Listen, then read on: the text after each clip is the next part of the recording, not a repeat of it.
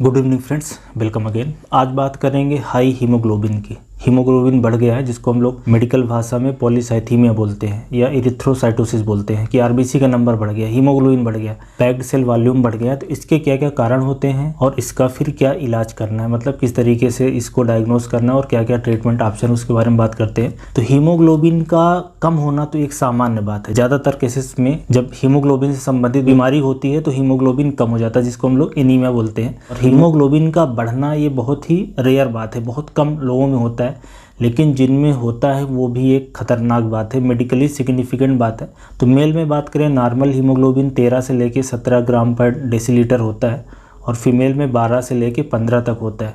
तो अगर किसी मेल में 18 ग्राम पर डेसीलीटर से ज़्यादा होने लगे या किसी फीमेल में 17 ग्राम पर डेसीलीटर से ज़्यादा होने लगे, इसका मतलब है कि उनके शरीर में हीमोग्लोबिन की मात्रा बढ़ गई है, जिसको हम लोग पॉलीसाइथीमिया बोलते हैं। तो उसके सबसे पहले कारण को समझते हैं, उसके बाद फिर उन कारणों का क्या क्या इलाज हो सकता है उसके बारे में थोड़ा सा डिस्कस करेंगे। तो हीमोग्लोबिन शरीर में बढ़ता कब है? हीमोग्लोबिन शरीर में बढ़ने का ये कारण हो सकता है कि आपके शरीर में जो ऑक्सीजन डिलीवरी की कैपेसिटी है, ऑक्सीजन ले जाने की कैपेसिटी है, वो कम हो गई है। उसको कंपनसेट करने के लिए शरीर ज़्यादा हीमोग्लोबिन बनाता है। तो ये पीछे का मैकेनिज्म है जिसको हम लोग सेकेंडरी पॉलीसाइथीमिया बोलते हैं। मतलब किसी बीमारी के कारण या शरीर में कुछ डिस्टर्बेंस होने के कारण आपका हीमोग्लोबिन बढ़ गया। तो ऐसा कब होता है? जैसे किसी के फेफड़े में समस्या हो, फेफड़ा उसका ख़राब हो जाए, जैसे कि COPD है, क्रोनिक ऑब्स्ट्रक्टिव पल्मोनरी डिसऑर्डर, जो सिगरेट पीने वाले या बीड़ी पीने वाले लोगों में होता है, जिसमें फेफड़ा ख़राब हो जाता है, या एम्फाइसीमा की दिक्कत है, या अस्थमा की दिक्कत है, या फेफड़े की ऐसी बीमारी जिसमें फेफड़ा सिकुड़ गया है, फाइब्रोज हो गया है। अब होता क्या है कि जब फेफड़ा काम अच्छे से नहीं करेगा तो ब्लड के अंदर ऑक्सीजन की मात्रा कम होगी। ब्लड के अंदर ऑक्सीजन की मात्रा जब किडनी में जाती है, कम रहती है, तो किडनी एक हार्मोन निकालता है इरिथ्रोपोइटिन, जो कि आरबीसी को बनाता है, मतलब हीमोग्लोबिन को बनाता है, ताकि शरीर में ज़्यादा हीमोग्लोबिन हो। जब शरीर में ज़्यादा हीमोग्लोबिन होगा तो जो ऑक्सीजन की कमी हो रही है शरीर में, उसकी पूर्ति हो जाएगी। तो फेफड़े की बीमारी में कुछ मरीजों में ये देखा गया है कि हीमोग्लोबिन उनका बढ़ जाता है, 18 हो जाता है, 19 हो जाता है। ऐसे ही हार्ट की बीमारी, हार्ट में कंजेस्टिव कार्डियक फेलियर, जिसमें हार्ट अच्छे से खून को पंप नहीं कर पा रहा है, तो खून अच्छे से पंप नहीं होगा तो ब्लड में ऑक्सीजन की मात्रा कम हो जाएगी, तो शरीर हीमोग्लोबिन बढ़ाने की कोशिश करेगा। ऐसे ही हार्ट के अंदर जो साइनोटिक हार्ट डिजीज होती है, यंग एज में अगर किसी की एज कम है, 20-25 साल से कम है, और उनका खून बढ़ा हुआ मिल रहा है, हीमोग्लोबिन बढ़ा हुआ है, तो दो ही पॉसिबिलिटी है, या तो उनको कंजेनाइटल हार्ट डिजीज है, बेसिकली हार्ट का जो चैम्बर है वो ऑक्सीजनेटेड और डीऑक्सीजनेटेड ब्लड को मिक्स कर रहा है, या तो ASD होगा या तो VSD होगा, या तो दूसरी समस्या हो सकती है कि उनका हीमोग्लोबिनोपैथी हो, कोई जो नॉर्मल हीमोग्लोबिन है वो नहीं बल्कि किसी ऐसे वेरिएंट वाला हीमोग्लोबिन उनके शरीर में है जो ऑक्सीजन से ज़्यादा अफिनिटी रखता है, ऑक्सीजन को रिलीज नहीं करता। तो अगर कम उम्र में हीमोग्लोबिन किसी का बढ़ा हुआ है तो ये दो पॉसिबिलिटी होने की संभावना ज़्यादा है, मतलब या तो हार्ट डिजीज होगी या तो उनको कोई हीमोग्लोबिनोपैथी होगी। तो हार्ट डिजीज हो गई, ऐसे ही फेफड़े की बीमारी हो गई।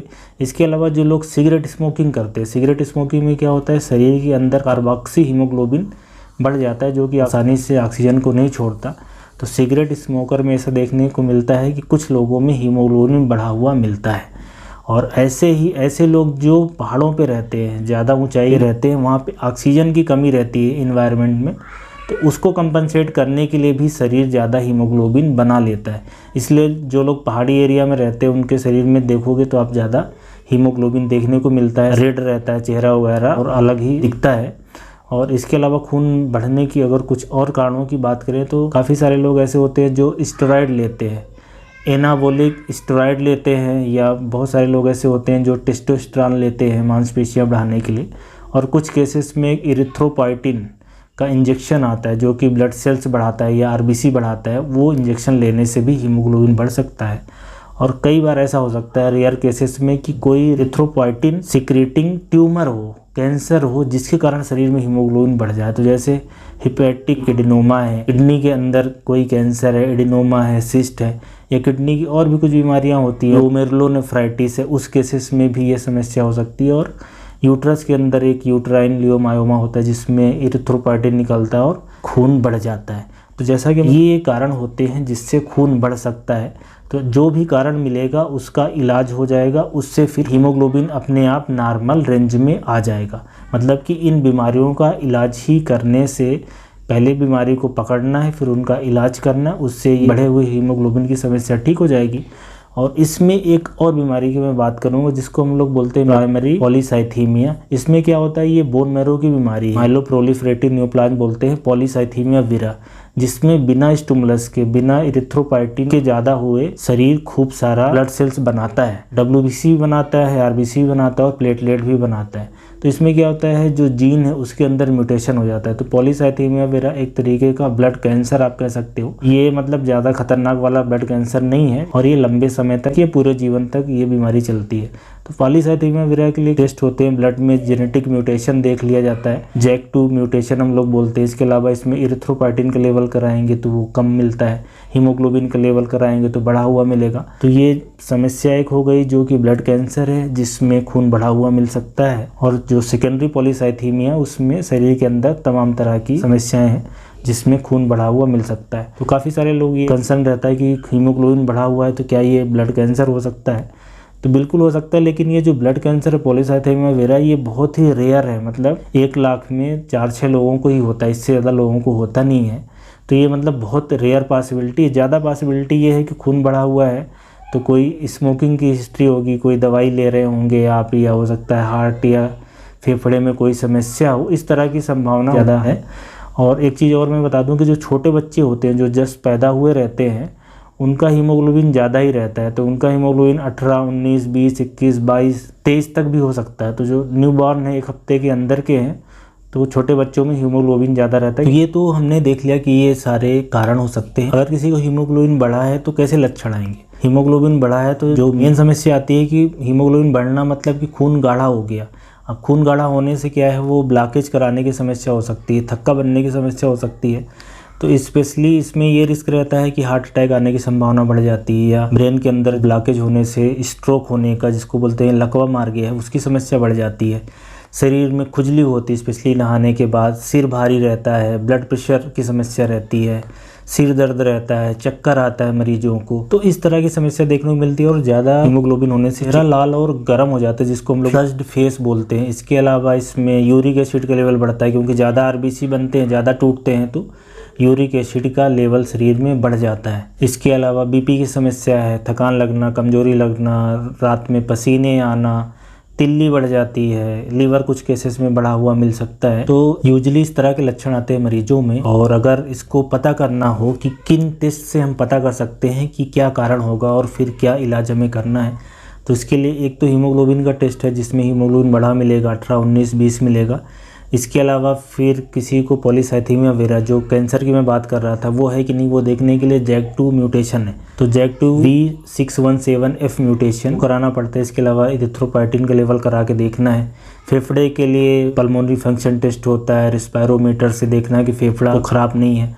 हार्ट के लिए ECG है, इको कराना है। तो इस तरह की टेस्टिंग से ये पता चल जाएगा कि शरीर में क्या समस्या हो सकती है, और मरीज से हिस्ट्री लेके कि आपको और दूसरी क्या समस्या है, और फैमिली में भी तो किसी को नहीं है, तो ऐसे ये पता चल जाएगा कि क्या कारण हो सकता है बढ़े हुए खून का। बढ़े हुए खून से क्या तकलीफ हो सकती है, क्या समस्या हो सकती है। तो बढ़े हुए खून से जो मेन समस्या आती है कि हार्ट अटैक आने के चांसेस बढ़ जाते हैं, लकवा मारने की समस्या बढ़ सकती है, और फेफड़े के अंदर भी थक्का बनने की समस्या हो सकती है, फेफड़ा भी खराब हो सकता है। ये तो बात हो गई कि कैसे आपको इसको पहचानना है और क्या इसके खतरे हैं। अब आ जाते हैं इसके इलाज के बारे में, समझते हैं कि हीमोग्लोबिन बढ़ा हुआ है तो क्या करना चाहिए। जो सेकेंडरी पॉलीसाइथीमिया होता है, मतलब जो किसी बीमारी के कारण अगर खून बढ़ा हुआ है, तो उस केसेस में बीमारी को ठीक करना रहता है। अलग से खून कम करने के लिए कोई इलाज देने की जरूरत नहीं है। जैसे स्मोकिंग के कारण है तो आप सिगरेट स्मोकिंग बंद कर दोगे तो ठीक हो जाएगा। लंग्स या हार्ट में समस्या है तो उसका इलाज होगा तो किया जाएगा। किसी टाइप के ट्यूमर या कैंसर की वजह से हुआ है, जैसा कि मैंने बताया था कि किडनी का ट्यूमर है, या लिवर का ट्यूमर है, या यूट्रस का ट्यूमर है, तो उनका इलाज करने से ये ठीक हो जाएगा। लेकिन अगर किसी को माइलोप्रोलिफरेटिव न्यूप्लाज्म या ब्लड कैंसर, जिसको पॉलीसाइथीमिया वेरा बोलते हैं, अगर उसके कारण हो रहा है तो उसके लिए ट्रीटमेंट उपलब्ध है। उसमें 3-4 तरह के ट्रीटमेंट ऑप्शन है। एक तो ट्रीटमेंट ऑप्शन है कि ब्लड डोनेट कर दें, समय समय पे ब्लड डोनेट करने से जो खून है वो आपका कम हो जाएगा। पीसीवी को 45% के आसपास रखना होता है, मतलब ज़्यादा इससे खून गाढ़ा ना होने पाए। पीसीवी को 45 के आसपास रखना रहता है, तो ऐसा ब्लड डोनेशन कर सकते हो जाके ब्लड बैंक में। तो एक ब्लड डोनेशन जिसको फ्लेबोटमी भी बोला जाता है, एक तो ये ट्रीटमेंट ऑप्शन है। दूसरा एक दवाई है हाइड्रोक्सीयूरिया। हाइड्रोक्सीयूरिया एक कीमोथेरेपी की दवाई है जो आरबीसी के काउंट को कम कर देती है, स्पेशली ऐसे लोगों में जिनमें ब्लड क्लॉट होने की ज़्यादा रिस्क दिखता है, उन केसेस में एडवाइस करी जाती है। इसके अलावा अगर ऐसे मरीज जिनमें जैक2 म्यूटेशन पॉजिटिव है, जैक2 V617F म्यूटेशन पॉजिटिव है, उसमें आजकल स्पेशल एक दवाई बनी है उसके लिए, वो दवाई काफ़ी असरदार है। उस दवाई को हम लोग बोलते हैं रक्सोलिटिनिब। रक्सोलिटिनिब क्या है? ये ऐसी दवाई है जो कि जैक2 म्यूटेशन पॉजिटिव है पॉलीसाइथेमिया वेरा के पेशेंट में, उनमें देने से ये बहुत अच्छे से रिस्पॉन्ड आता है। और आजकल इंटरफेरॉन अल्फा भी ट्राई करा जाता है, तो उसका भी असर आता है। तो बेसिकली इसमें ये ट्रीटमेंट ऑप्शन है पॉलीसाइथेमिया वेरा, जो ब्लड कैंसर के कारण खून बढ़ता है, उसकी मैं ये बात कर रहा हूँ, उसका ये ट्रीटमेंट ऑप्शन है।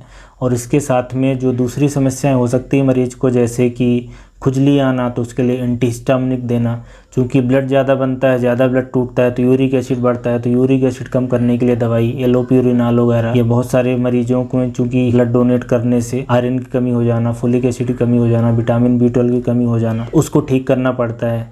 ब्लड में थक्का बनने की समस्या रहती है, तो एंटीप्लेटलेट दवाइयाँ हैं, एस्प्रिन है, क्लोपिडोग्रिल है, या एंटीकोआगुलेंट दवाइयाँ, वारफेरिन वगैरह, ये सब सपोर्टिव ट्रीटमेंट चलता रहता है पेशेंट की ज़रूरत के हिसाब से कि उसकी बीमारी कितनी खतरनाक है, किस लेवल का हीमोग्लोबिन रहता है। तो खून का बढ़ा होना भी एक खतरनाक बात है, एक डेंजरस बात है, और ये शरीर के अंदर किसी बड़ी बीमारी का संकेत हो सकता है। तो इसको पूरा इवैल्यूएशन कराना रहता है, कारण को ढूंढना रहता है, फिर कारणों को ठीक करना रहता है। और बहुत ही रेयर केस में एक ब्लड कैंसर पॉलीसाइथेमिया वेरा है जिसमें हीमोग्लोबिन बढ़ा हुआ रहता है, तो उसका भी इलाज है। क्रोनिक बीमारी है, लंबे समय तक चलती रहती है, उसको फॉलोअप करना है, डॉक्टर से आपको मिलना है, अपने ट्रीटमेंट को प्लान करना है। बहुत सारे लोगों में दवाइयों की ज़रूरत होती है, बहुत सारे लोगों में सिर्फ ब्लड डोनेट करने से ही काम चलता है। और जो भी इसके लक्षण आते, सिम्टम्स आते हैं, उनको ट्रीट करा जाता है। तो खून बढ़ा हुआ है, तो जो आपको ज़रूरी बातें जाननी चाहिए, या क्या हो सकता है, कैसे पहचानना है, क्या इलाज के ऑप्शन उपलब्ध हैं, वो सारे मैंने बताने की कोशिश करी है। आपको समझ आई होगी ऐसी मैं उम्मीद करता हूँ। धन्यवाद।